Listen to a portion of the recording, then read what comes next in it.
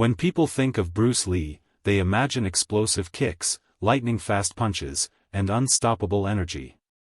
But hidden beneath that power was something often overlooked: silence. For Bruce Lee, silence was not emptiness, it was a weapon, a shield, and a teacher. In combat, silence gave Bruce control. He didn't waste breath on unnecessary words or taunts. Instead, he listened. The silence between movements allowed him to read his opponent, their breathing, their hesitation, their fear. Every pause, every quiet moment in a fight was a chance to gather information. Silence became the space where strategy was born.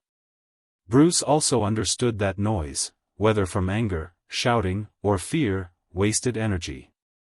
A fighter who roars loudly often reveals desperation. But a fighter who stays silent, calm, and composed radiates confidence. In Bruce's battles, silence unsettled his opponents. They expected chaos, but instead found themselves facing a storm wrapped in calm. His philosophy of "be like water" extended into silence. Water flows without sound, yet shapes mountains.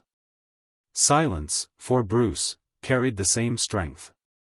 When training, he practiced long stretches of meditation, embracing stillness so his body and mind could move in harmony.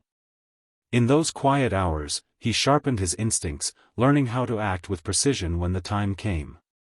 In film, too, Bruce used silence as storytelling. His pauses before striking, his stillness before unleashing a flurry of movement, these moments created tension and impact. Audiences leaned in during the silence, only to be stunned when the storm erupted. The role of silence in Bruce Lee's fights was simple yet profound: it was the foundation of focus. Silence gave him patience, sharpened his awareness, and transformed every move into something deliberate. While others fought with noise, Bruce fought with clarity. In the end, silence was not the absence of sound in Bruce Lee's fights. It was the presence of control.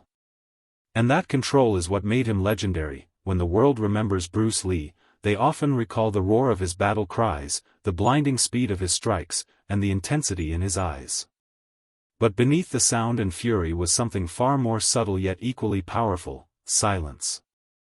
For Bruce Lee, silence wasn't just the absence of noise, it was the art of control.